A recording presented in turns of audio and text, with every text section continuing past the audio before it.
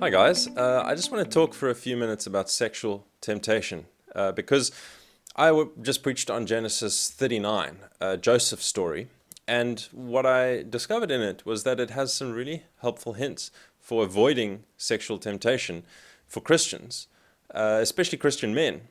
And they're hints given to us by our spiritual ancestor, Joseph, the great grandson of Abraham.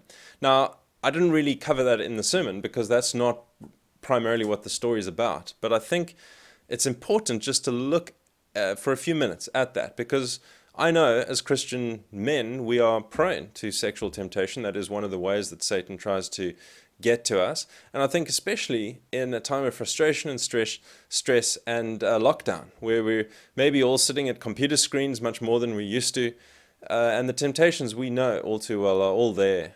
And amongst Christian men, we're not immune to it. And that's something, in fact, that Joseph knew. Even as a covenant member, he knew he wasn't immune to sexual temptation. Now, you probably know the story, was taken off as a slave in Potiphar, an Egyptian official's house. And he became very good at what he did and was given responsibility over all the household. And Potiphar one day wasn't there, and Potiphar's wife, who is a woman of power, obviously used to getting what she wants, tried to seduce him and get him into bed. And he resisted her. And the way he resisted her was through a two-stage strategy. I just want us to see. You can have a look at Genesis 39, or you can just listen along. But this powerful woman who wants to get Joseph into bed with her fails at her attempt because of Joseph's strategy to resist what he knew would be a great sin against his God, not only against Potiphar. And that's in fact the first stage of his strategy. He preaches to himself just what this would do.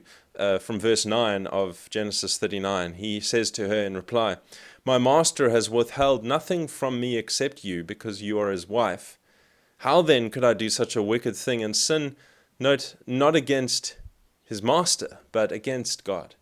And so you see, Joseph knew that his sin would be seen and considered by God, that he couldn't do it behind God's back. And well, I think one of the ways that sexual temptation often gets to guys, especially, is when we argue to ourselves that no one's going to see, or no one will get hurt, or it won't make any difference to anyone, and so it's not that bad.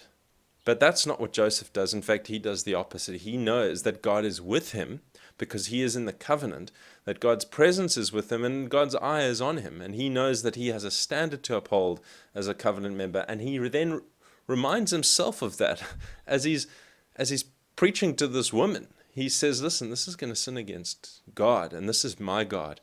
And serving him is more important than gratifying what he most likely physically would have wanted to do.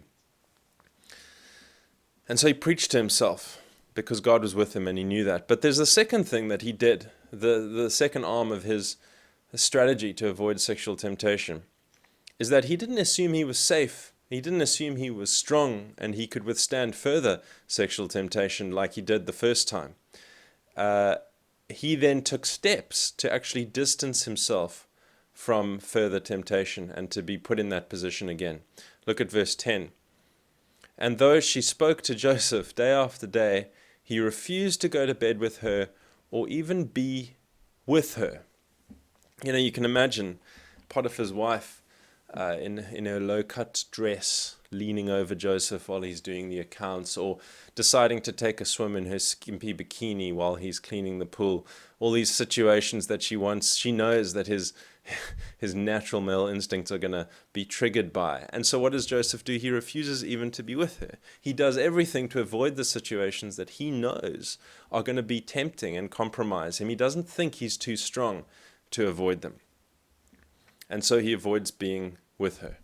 And those are just two guidelines, the double strategy that Joseph adopted to avoid sexual temptation, which I think is very important for Christian men to hear as well. Firstly, preach to yourself. Realize that if you are a member of the covenant, God is not far away. He is with you. And that is a great comfort for Christians, but it's also a reminder that we have a responsibility to live even behind closed doors, even behind computer screens when no one else sees us, to live in a way that pleases God. And secondly, realize that you're not as strong as you think, and take active steps to distance yourself from any kind of temptation that you know Satan might be using to trip you up. Well, I hope that helped, and God bless, and we'll see you again soon.